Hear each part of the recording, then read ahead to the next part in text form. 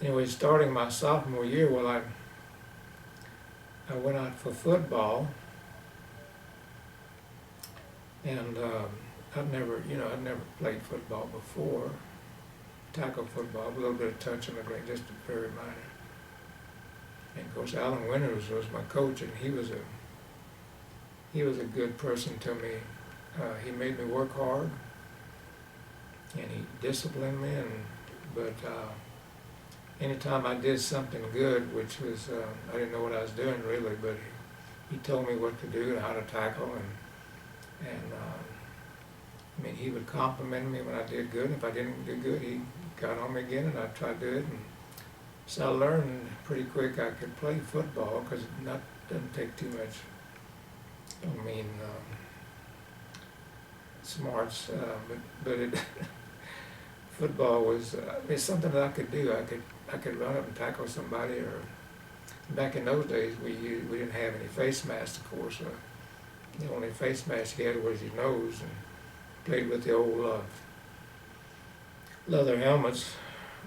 You couldn't fold them up and put in your pocket, but they were just thick old leather, and so we used our shoulder pads. You didn't tackle people up in the chest like that, like they do now. And like I say before, they could eliminate about 3/4 of neck and head injuries if they take all that garbage off their face mask, and they start using their shoulder pads instead of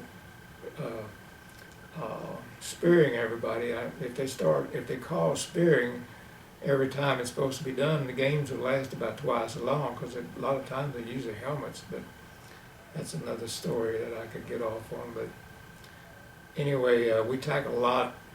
Like I said, with our shoulder pads are down by the ankles. We'd wrap them up, And gosh, dog, the first game came along, and he said, "You're going to start on playing some defense."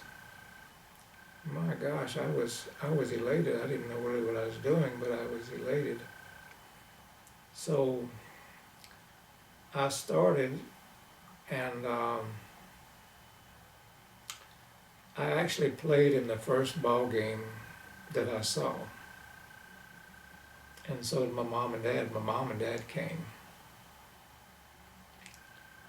And I didn't play a whole lot in my sophomore year, but I got to play, and I made it through that year. And then next year I got pretty much involved with all the activities, and I got in kind of swing and got to know the kids, and it wasn't that many. It wasn't but 23 of us in our class. It was a smaller class. Most of them had about 30, 32. So I got involved, and I got on a lot of responsibilities, and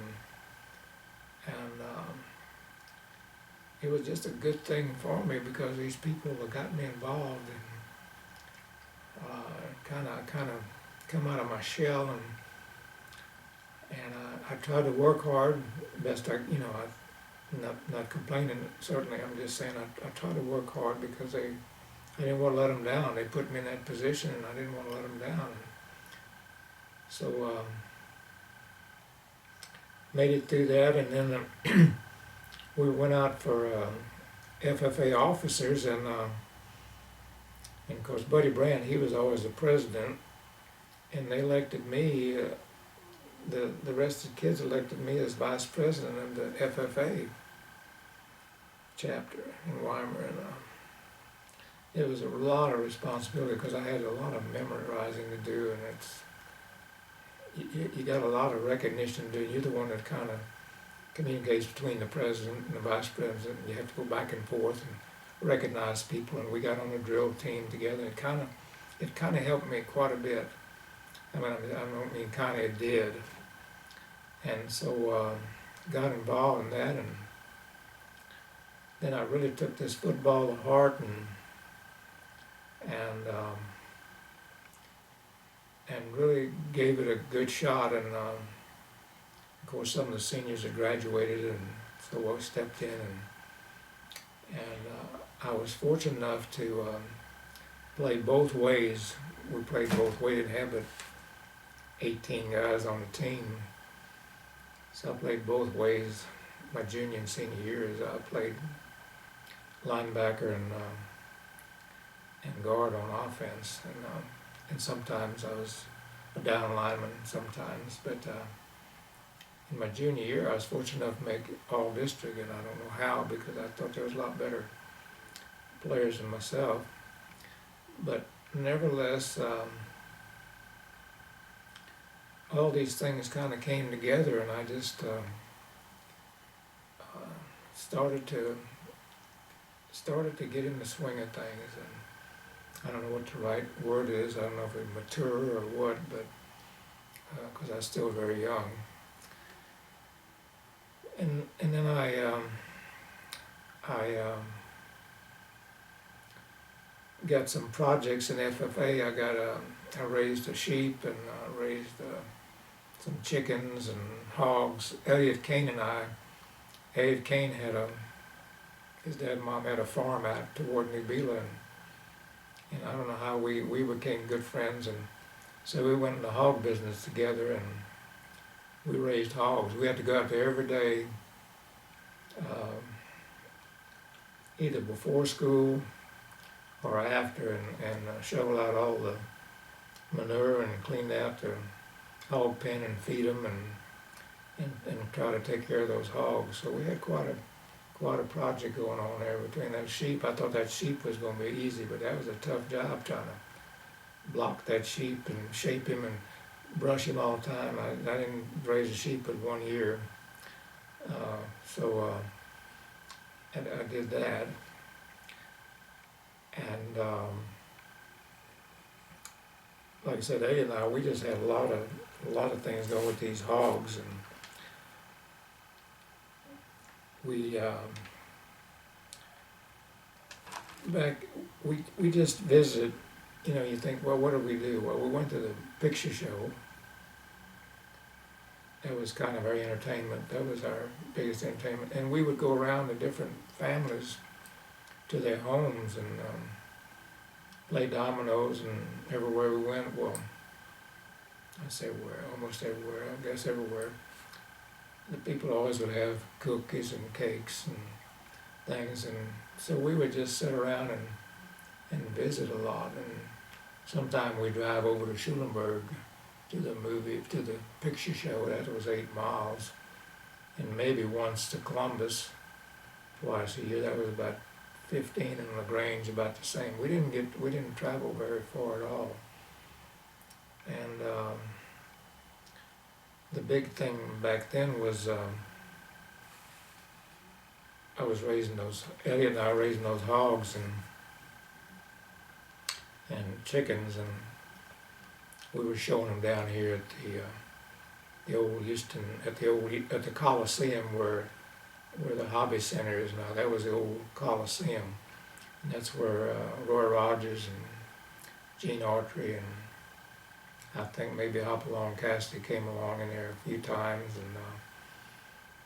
and that was quite a deal. I mean, it was a big deal for us coming from Weimar down there, and it was always in like February, same time here. It was very cold, and the power lines would freeze and they would break, and because the freeway wasn't in, and Mr. Kane would always drive us down with a trailer and those hogs and those chickens, and that was quite a big responsibility. And we shaved those hogs' ears, and we had to bathe them, and I had to bathe my chickens in those capons. Those capons were big. They're about 12, 14 pounds, and I'd wash them. They were white rocks. That was a chicken, and it was white. And actually opened the oven door in the house, and Miss Kane and my mom and dad, we would take turns trying to dry those chickens in front of that stove. And